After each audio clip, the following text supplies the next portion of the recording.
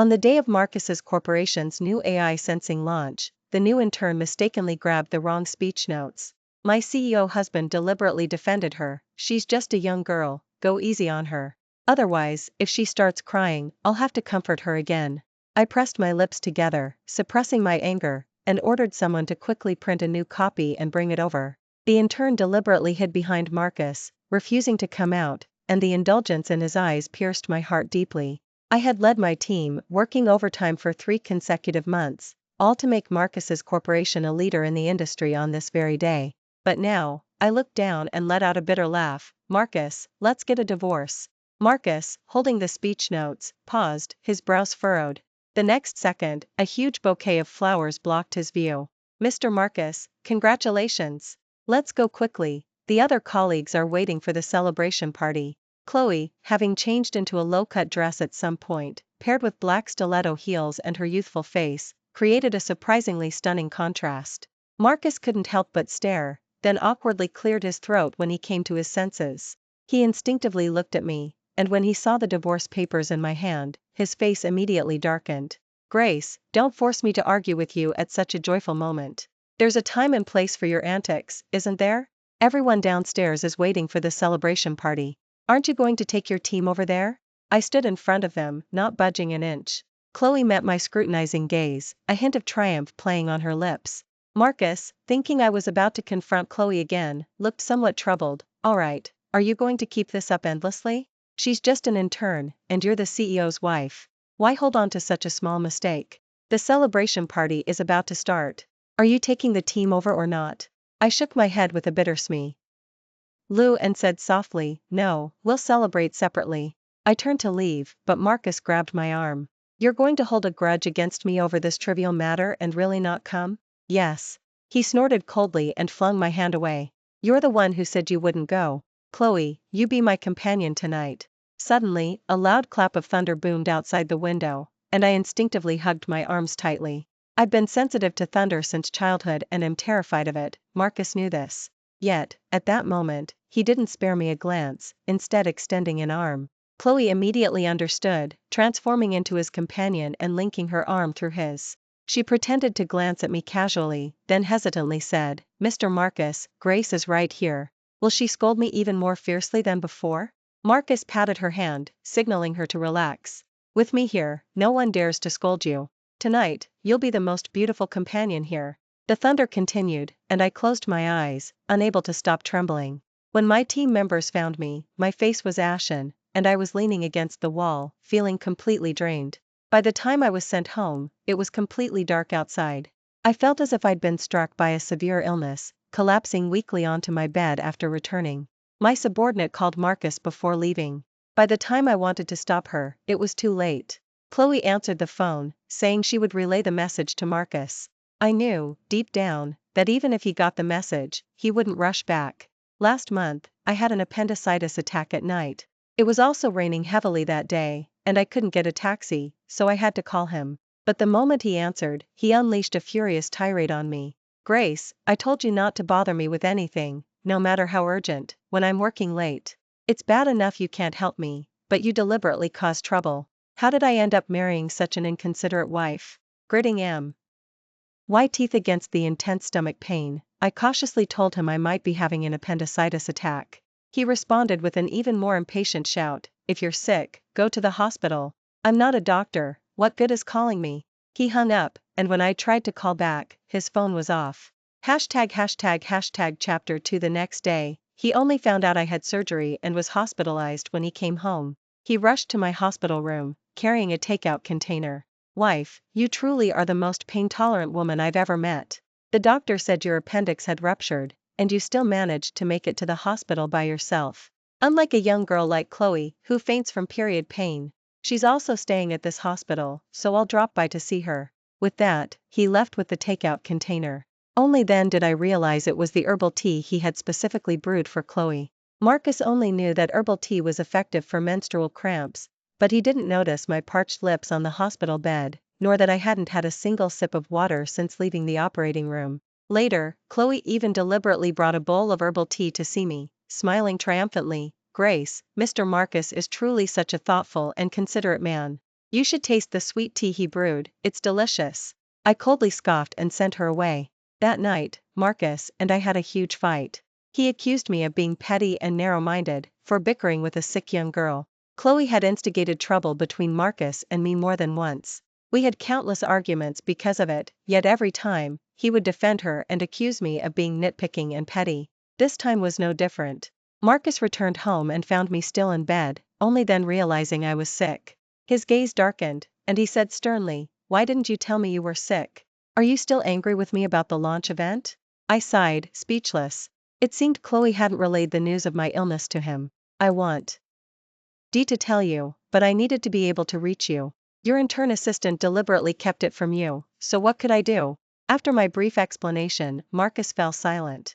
He pulled out his phone and sent a message. Upon receiving a reply, he angrily punched the doorframe. "I knew it. Grace, why do you always deliberately target Khloe? She didn't receive your call last night at all." As if to vent his frustration, Marcus forcefully pulled me from the bed and scrolled through my phone's call log. "There are no records of your calls on my phone either. What do you have to say now?" My head was spinning badly, and his yank made me feel even worse. I had already explained it. Now, facing his interrogation, I didn't want to explain another word. He was only willing to believe Khloe's side of the story, so any further explanation from me would be pointless. My eyes welled up. I looked at the man I had shared 5 years of marriage with, feeling nothing but desolation. Just then, the doorbell rang. Khloe entered first, carrying a bouquet of flowers, followed by a few of my team members.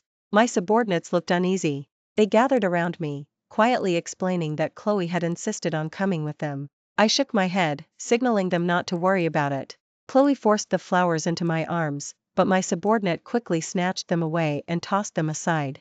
"Don't you know Grace is allergic to pollen? Are you doing this on purpose?" I covered my mouth and nose, but sneezes kept coming. Khloe's eyes reddened. She hid behind Marcus, looking wronged and timidly said, "Mr. Marcus, I didn't mean it. You have to believe me. I just heard Grace was sick and rushed over. It's my fault for not asking clearly." As she spoke, her tears streamed down like pearls from a broken string. Marcus's eyes reddened with concern, and he yelled at me in displeasure, "Khloe didn't do it on purpose. She heard you were sick and came to see you out of kindness. What kind of attitude is th? At? First, you wrongly accused Khloe of not relaying the news of your illness, and I haven't even had a chance to settle that with you. Now you're deliberately bullying her right in front of me? ####. Chapter 3. I clenched my jaw, but my tightened fist still trembled uncontrollably. My subordinates couldn't stand it. They immediately exposed Khloe's deliberate concealment from the previous night. Marcus's face turned ashen, and he sneered, "Grace, you really have a knack for this. To target Khloe, you'd even conspire with your subordinates to deceive me?" My subordinate tried to explain further, but I stopped her. Seeing this, Khloe cried even harder, subtly leaning into Marcus's embrace. "Mr. Marcus, it's all my fault for making Grace angry. Don't blame her, she only dislikes me because she cares about you." "Oh, right, Grace must be upset with me about the flowers. It's my fault for not bringing a proper gift." As she spoke, she seemed to remember something suddenly and excitedly took off the necklace from her neck.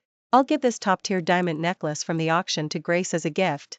Originally, this was Mr. Marcus's reward for me, but I think Grace will definitely like it too." Only then did I notice the necklace. This was clearly the gift Marcus had promised to give me after the successful launch of the new product. Given the unpleasantness last night, I hadn't brought up the necklace. I never expected Marcus to give it to Khloe, especially since he knew it was also our 5-year wedding anniversary gift. My subordinates had various expressions upon seeing the necklace. I couldn't bear to watch any longer and asked them to leave first. Only the 3 of us remained in the room. I did not take the necklace from Khloe's hand. Instead, I looked directly at Marcus, saying each word clearly, "Marcus, since your favoritism is so obvious, I won't stay here and be an eyesore. Let's get a divorce. I'll also process my resignation letter as soon as possible." A glint of cunning flashed in Khloe's eyes, and her lips curled into a smirk. "Grace, how can you say such hurtful things to Mr. Marcus over such a small misunderstanding? If I were married to a man like Mr. Marcus, I would definitely cherish him, not deliberately embarrass him in front of outsiders like you do." I glared at her coldly, letting out a sneer, "Ms. Khloe, so you do know you're an outsider? I thought you didn't understand what boundaries were." Her face flushed, and tears welled up in her eyes again. "Mr. Marcus, look at Grace. She's deliberately targeting me again. Usually, Marcus would start arguing with me again because of Khloe's provocations. But this time, he didn't defend her. Instead, he said coldly, "Miss Khloe, this is a family matter, and you shouldn't interfere. There's nothing for you here. You should leave first." Khloe's eyes widened in surprise, as if she couldn't believe Marcus would ask her to leave. I also hadn't expected Marcus to do this, but I had long since given up on him. Khloe ran off crying. She reached the door without Marcus chasing after her and slammed it shut with a bang. Our eyes met, and I actually felt a little uncomfortable. ##### Chapter 4 Wife, I hope you won't mention divorce again. I won't divorce you. I know you're angry with me because of Khloe. I promise she won't appear in front of you again. If this were yesterday, I would have pressed him on how he could guarantee that, wondering if he would fire her. But now, I realized I had lost all interest in such matters. Marcus, what I said just now was serious. If you don't agree, I don't mind pursuing legal proceedings. I could tell he was approaching to hug me, so I quickly stepped back 2 paces. Marcus's outstretched arms froze in midair. He looked at me in disbelief. "Grace, are you serious? The company's new product just launched. Do you know what kind of impact your actions will have? Isn't it just about Ms. Khloe? I'll fire her then." After saying that, he picked up his phone and went out to make a call. While he was on the phone, I sent the resignation letter I had already prepared to the HR department. Marcus returned, looking relaxed, and said softly, "There, you should be satisfied now, right? You've worked hard during this new product development. I'll take you on an overseas vacation. Haven't you always wanted to go to Ireland?" Marcus acted as if nothing had happened, proactively packing his luggage. After finishing, he went to the kitchen, saying he wanted to personally make me a lavish dinner. I suddenly remembered when we first got married, no matter how late he finished work, he would always personally cook dinner for me. Later, he became increasingly busy, and it had been a long time since I'd eaten his cooking. But belated affection is cheaper than dirt. Our relationship issues couldn't be salvaged by one dinner. While he was busy in the kitchen, I contacted a lawyer friend to draft some divorce papers, printed them in the study, and then placed them on his desk. Looking at the suitcase he had already packed for me in the corner, I smiled silently. Just then, a familiar ringtone came from the kitchen. It was Khloe's exclusive ringtone. I even had a conditioned response to it by now. But now, I couldn't be bothered to care what she was calling Marcus about. Marcus's face changed after answering the phone, and he said anxiously, "Wait for me, I'll be right there." He hurriedly took off his apron, his voice trembling. Khloe slit her wrists in her rental apartment after receiving her termination notice from the company. She has no one here, I can't just abandon her. But just a minute before, I had received a message from Khloe. "Grace, want to make a bet? A bet that he'll come running to me without hesitation after getting my call." I looked at Marcus, amused. He had never been this frantic before. "Marcus, if I told you she was lying, would you believe me?" Chapter 5 Marcus had already reached the door, stopping with bloodshot eyes glaring at me. "Grace, at a time like this, you're still being petty and jealous? Are you even human?" Looking at him like that, everything felt utterly meaningless to me. So I looked up at him and said calmly, "Marcus, if you walk out that door today, we're getting a divorce." Marcus froze for a moment, then looked at me in disbelief and said, "Grace, you're absolutely crazy. Threatening me with a life or death matter. Fine, let's get a divorce." With that, he walked out of the house without looking back. Watching him retreating back, my body swayed, and I felt a sharp pain in my chest. After a long time, I finally stood up and smiled at everything in the room. I couldn't hold on to someone determined to leave, even if I died trying. Since that was the case, it was better to cut ties completely. So I had someone quickly send me a copy of the divorce papers, then packed my clothes and walked out of the house. Marcus and I had founded the company together, and the AI sensing was a project I had initiated and developed single-handedly. Since didn't cherish it, plenty of others would. With that thought, I moved directly into the house I had bought before we were married. The next day, I woke up at dawn and headed straight to Marcus's arch-rival. Ethan looked at me, raising an eyebrow, and said, "Grace, what a rare sight. You just launched your AI sensing. Are you here to gloat?" I walked over to Ethan and handed him a project proposal. "This is my sincere offer. Take a look and see if you want to collaborate with me." The AI sensing had been patented by me as soon as it was developed. Without my permission, Marcus's corporation would have to pay me an exorbitant infringement fee if they sold it. Ethan looked at the document, the smile on his face gradually fading. He looked at me and asked again, "Grace, are you serious? Or do you two think I'm a fool, trying to play a prank on me together? I shook my head, looking at Ethan, and said in a deep voice, Marcus is with his companies in turn. I want revenge on them. If you don't believe me, I'll find another company to collaborate with. After saying that, I picked up the document, ready to leave. Seeing that I was about to leave, Ethan finally believed my intentions. So he signed his name directly on the last page. I took the document, glanced at it, then extended my hand and smiled at Ethan. It's a pleasure doing business with you. Soon after, I rejoined Ethan's company and prepared to deliver a fatal blow to Marcus's corporation. Just after I finished assigning everyone's tasks, I suddenly received a call from Marcus. As soon as I answered, Marcus impatiently roared at me, Grace, where did you go? Why did you leave me divorce papers? I never wanted a divorce. I scoffed at his words. Yes, you never thought about divorce. But that didn't stop you from messing around with other women, did it? The day you left, I told you that if you walked out, we'd get a divorce. Did you think I was just air? After saying that, I impatiently hung up the phone. Instead of making a pretense of wanting me back, he should clean up his mess. He might even save his company's stock. After that, I put my phone on do disturb mode to avoid interruptions. It wasn't until noon that I had a chance to catch my breath. Ethan, after seeing my entire plan, finally believed that Marcus and I had truly broken up. So he kindly invited me to lunch at a hotel, treating it as an early celebration. Chapter 6. But as soon as we stepped out of the company, we saw a grim-faced Marcus approaching, grabbing my hand. He glared furiously at Ethan and roared, Ethan, no wonder my wife has been quiet these past few days. So you're the one who lured her away.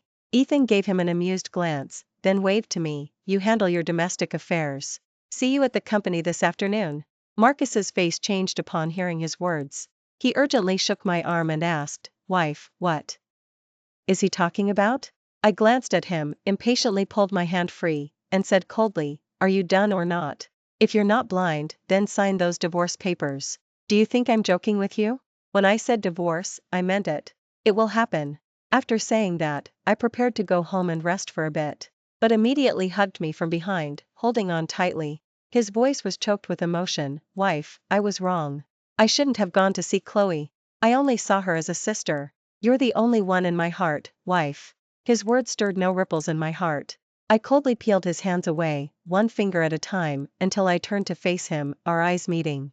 I finally lost control of my emotions and slapped him hard across the face. Stop playing these chasing your wife after a meltdown games with me. That patent is mine, and I've already partnered with Ethan. You'd better stop production in your warehouse. Marcus's body swayed in disbelief.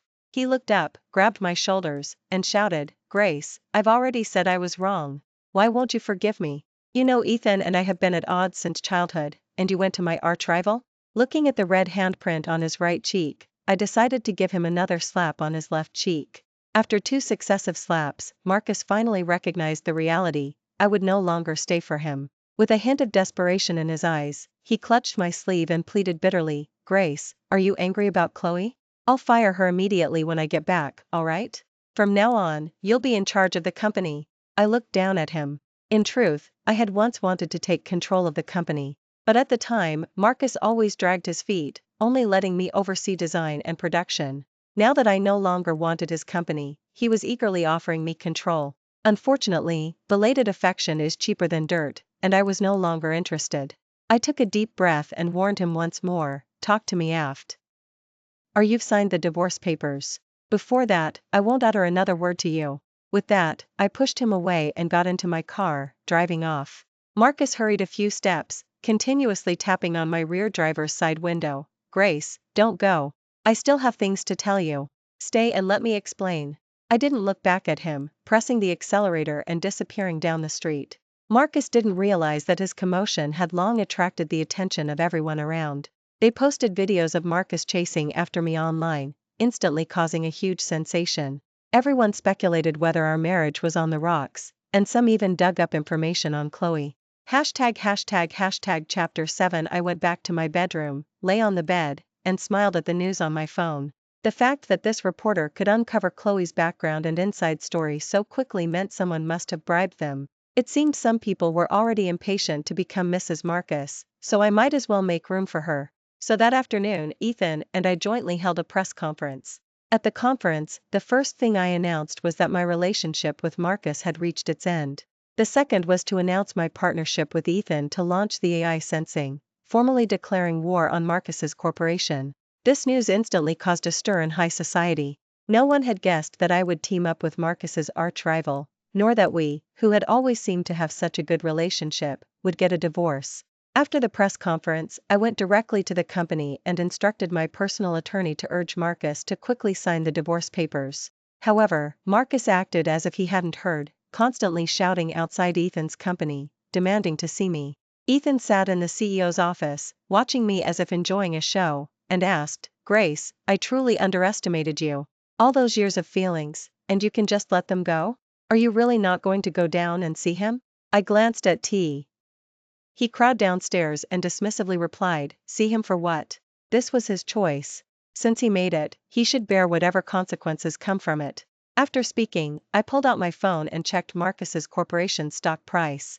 Because their new product launch process had been disrupted by me, the stock price was plummeting rapidly. But this was far from enough. For so many years, I had worked diligently at the company, pouring my heart and soul into it. Yet, for the sake of one woman, had trampled my dignity. I intended to personally exact my revenge. That afternoon, the staff I sent out returned, and they had taken photos of Marcus's warehouse production. The photos clearly showed that what they were producing was the AI sensing, for which I held the copyright. So I immediately sued Marcus, demanding an exorbitant amount in damages. The next time I saw Marcus, his face bore deep marks of weariness, and his clothes were wrinkled all over. To be honest, I had never seen him look so disheveled. The moment he saw me, Marcus's eyes lit up. He hurried to me and said in a hoarse voice, "Grace, I'm begging you, please give me a way out, okay? This AI sensing clearly belongs to our company. You can't do this, you're betraying our relationship." I scoffed, looking at his self-righteous demeanor. "Hold on. This was clearly my idea and my research. How did it suddenly become yours? The shameless truly are invincible. When you were messing around with your mistress, why didn't you call that betraying our relationship?" Marcus's face changed. He immediately swore, looking at me, and said, "Wife, believe me, Khloe and I really have nothing going on. Will you forgive me this one time, please? I truly love you. Wife, come home with me." With that, he stepped forward, took my hand, and placed it over his heart. Feeling his frantic heartbeat, I couldn't help but frown. How utterly nauseating. Chapter 8. After shaking Marcus off, I walked into the courtroom without looking back. After I presented evidence of Marcus and Khloe's involvement, the judge confirmed he was the at-fault party. As a result, I successfully received my divorce decree. I also obtained 30% of Marcus's corporation stock, along with a series of other assets. With my share of the assets secured, I could finally go all out.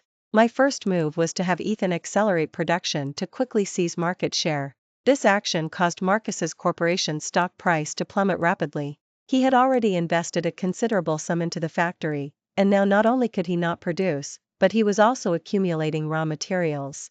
Soon, Marcus called me again.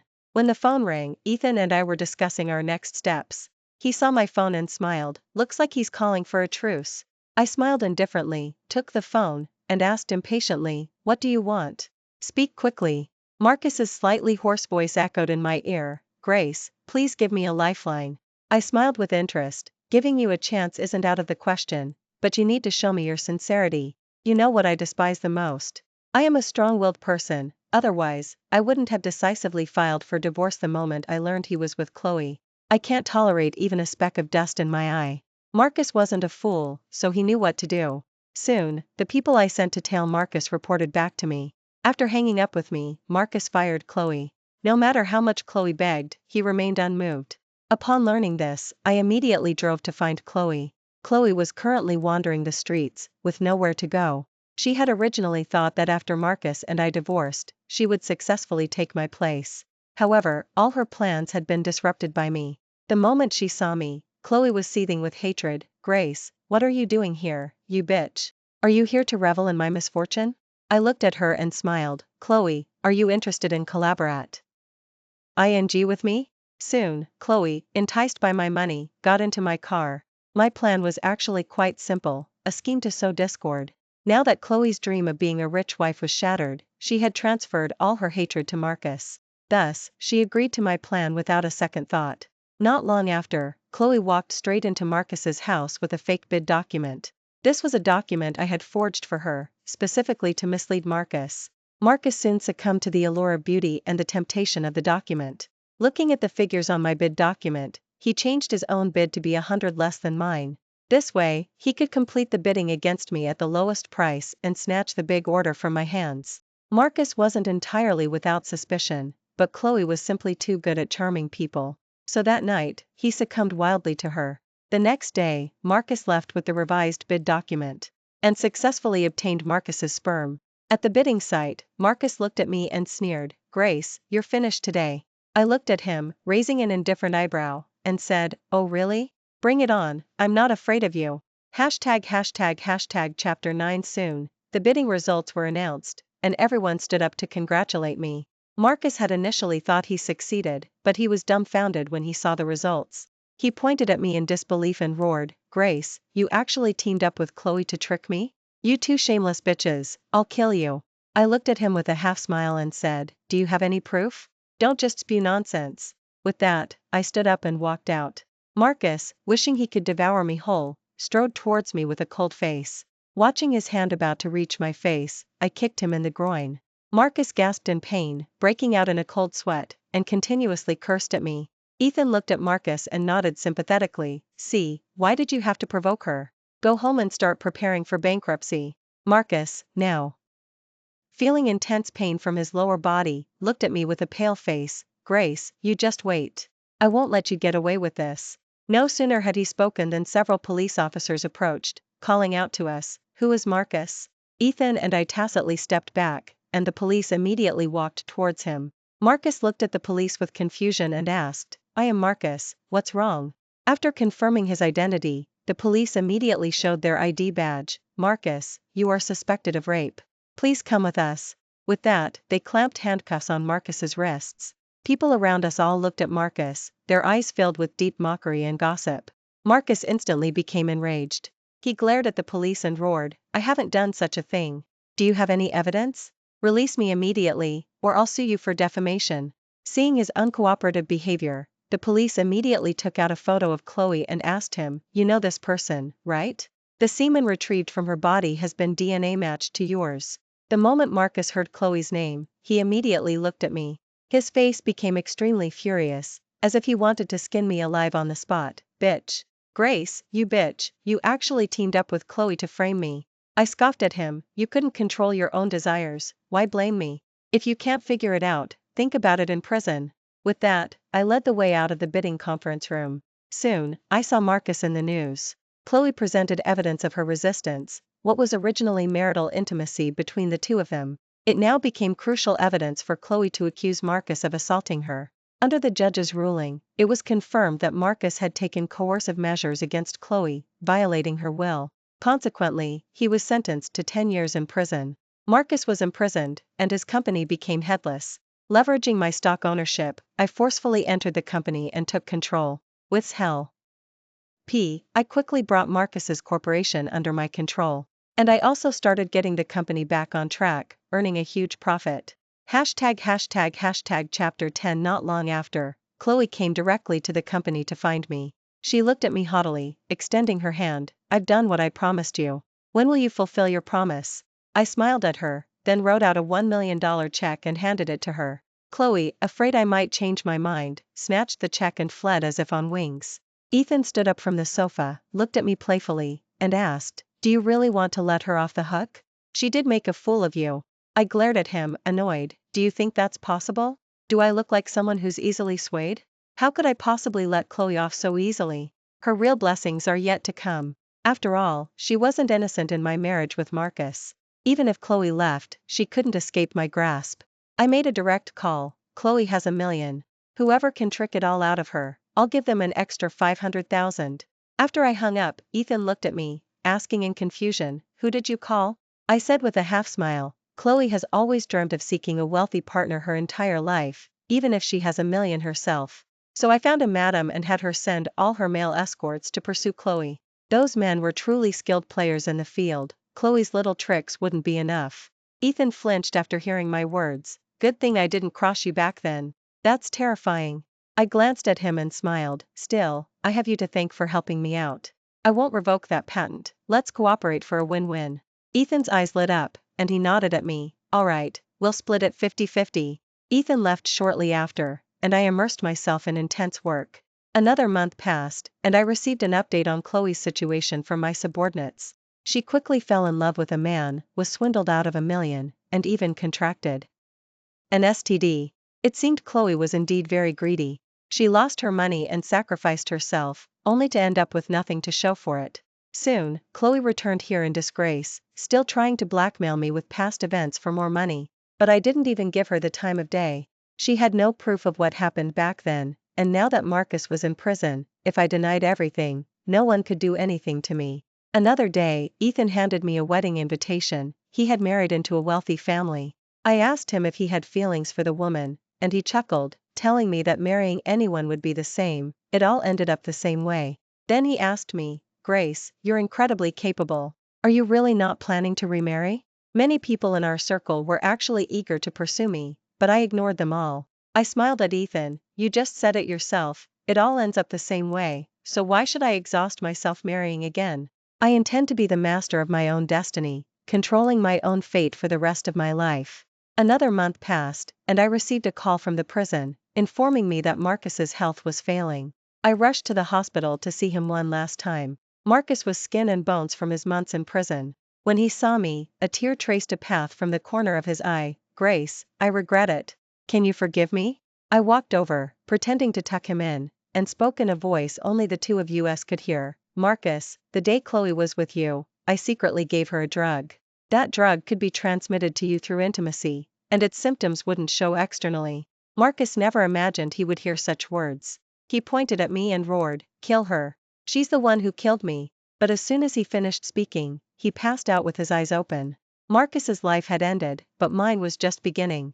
Next, I would go on to enjoy my life. Thank you for watching today's story. If you enjoyed this video, please like and share it with your friends. We look forward to hearing your thoughts in the comments section. Feel free to share your opinions, and don't forget to subscribe to our channel for more exciting stories. See you next time.